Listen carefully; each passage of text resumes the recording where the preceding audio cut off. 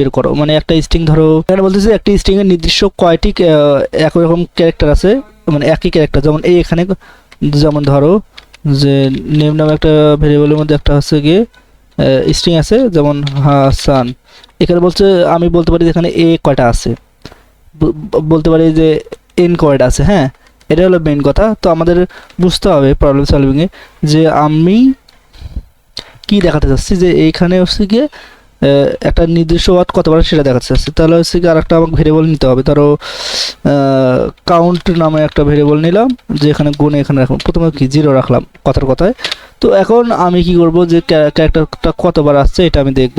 তাহলে কিভাবে দেখতে পারি, কাউন্ট নামে যে ভেরিয়েবলটা আছে ওইটার মধ্যে দেখতে পারি। জাস্ট সিম্পল একটা প্রবলেম প্রিন্ট করব এখানে দিয়ে, যে সে নেমটাকে প্রিন্ট করতে হবে। দিয়ে হচ্ছে গিয়ে এই কাউন্ট যে মেথডটা আছে, মেথডটার মধ্যে আমি হচ্ছে কাকে দেবো, আমি কি দেখতে চাচ্ছি। হ্যাঁ, আমি দেখতে চাচ্ছি ফর এক্সাম্পল একটা নেম, একটা ওয়ার্ড নিলাম, ধরো ডাব্লিউ টার্গেট বা ওয়ার্ড নিলাম একটা ডাব্লিউ, কোন ওয়ার্ডটা দেখতে চাই, ধরো এ নামের ওয়ার্ডটা আমি দেখতে চাচ্ছি। তার মানে আমি এখানে এই ওয়ার্ডটাকে এখানে দেবো কাউন্টের মধ্যে। তার মানে কি এই যে এই ওয়ার্ড দেওয়া এক কথা, যে কথা এটা কিন্তু দেওয়া আছে একই কথা। হ্যাঁ, জাস্ট এখানে আমি একটা ভেরিয়েবল নিয়ে বুঝাইলাম। না নিলে যদি আমি এখানে ভেরিয়েবলটা বাদিয়ে দিই তাহলে ভালো হবে, বুঝতে সুবিধা হবে। এখানে আমি কোন ওয়ার্ডটা চাচ্ছি, কাউন্টের মধ্যে আমি কি দেখবো, কোন ক্যারেক্টারটা এখানে হচ্ছে কি বেশি বার আসছে। ধরো আমি দেখতে চাই যে স্ট্রিং এর মধ্যে এ কয়বার আসছে। হ্যাঁ, যখন আমি এখানে দেবো, কাউন্ট করবো কি এ কয়টা সেটা গুনবে, তাই না? কাউন্টের কাজে তো এটা।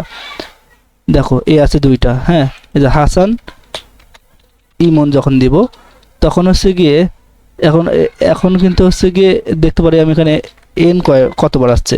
যখন আমি এন দেব তখন কিন্তু 2বার দেখাচ্ছে। হ্যাঁ, তো এটা তো বুঝতে পারছো যে কীভাবে কাজ করতেছে। তো এটাকে এর থেকে আর শর্টকাট করা যায় না, যদি হচ্ছে গিয়ে এখানে কাউন্টের কাজটা রাখতেছে না, কাউন্ট বাদ গেলেও রাখতে দেবো। আর যদি আমি একটু বড় করি, যে প্রবলেমটা বড় করি আরেকভাবে সলভ করবো, যেমন কি করা যায়, যে ফর লুপ চালা যায়, যেমন ফর, তাহলে এটা কমেন্ট করে রাখি এই লাইনটা, এই লাইনটা তো লাগবে না। ফর, যেহেতু আমরা কি করতেছি চাই যে আমরা ক্যারেক্টার কতবার আসছে। হ্যাঁ, সিএইচ দিলাম, ইন কোথায়, এই যে নেমের মধ্যে আমরা যেহেতু করব ফর লুপ চালাবে। এখন শর্ত দেব যে ইফ যদি এই যে সিএইচ এর এখানে ওয়ার্ড নামে আমি একটা ভেরিয়েবল নিলাম, যে যেখানে বললাম যে আমি এ কে দেখবো এ কয়বার আছে। তাহলে আমি এখানে যে সিএইচ এর মধ্যে এন দিয়ে ডাব্লিউ ও আর ডি ওয়ার্ডটা দিলাম। এখন হচ্ছে কি করব, আর একটা কাউন্ট নামে একটা ভেরিয়েবল নিলাম, কাউন্টের মধ্যে রাখলাম 0। এখন আমাকে এখানে বলবে যে এই ওয়ার্ডটা, অর্থাৎ যে ওয়ার্ড বলতে এই যে এটা কতবার আছে সেটা গণুক ওই ইয়াটার মধ্যে, স্ট্রিংটার মধ্যে কাউন্ট প্লাস ইকুয়াল 1।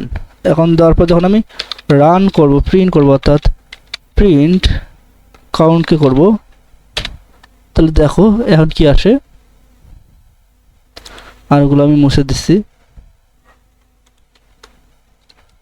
2বার, অর্থাৎ এ আছে 2বার, কিন্তু এই দেখো এ একটা আছে, এ একটা আছে। এখন এই যে ওয়ার্ডের এখানে দিলাম আমি এ বড় হাতের এইচ দিলাম। এখন দেখো বলতেছে একবার আছে। ধরো এখানে আমি হচ্ছে গিয়ে দিলাম একটা ফাঁকা দিলাম, দেখতেছে বলতেছে একবার আছে, এই যে একটা স্পেস আছে কিন্তু। এবার আমি এখানে হচ্ছে গিয়ে বললাম যে ধরো জেড তো নাই, তাই না, জেড দিলাম, এবার 0 আসছে, মানে অর্থাৎ নাই তো। এটা বুঝতে পারছো তো? আমরা তোমাদের দেখালাম যে কিভাবে ছোট করা যায় একটা প্রোগ্রাম, কিভাবে আমরা হচ্ছে কি বড় করে সলভ করতে পারি। এখন যে যেভাবে সলভ করে সেটা তার ব্যক্তিগত বিষয়, বুঝতে পারছো তো? এই ছিল ক্লাস, সবাই ভালো থাকো, দেখা হবে আমাদের নেক্সট প্রবলেম সলভিংয়ে।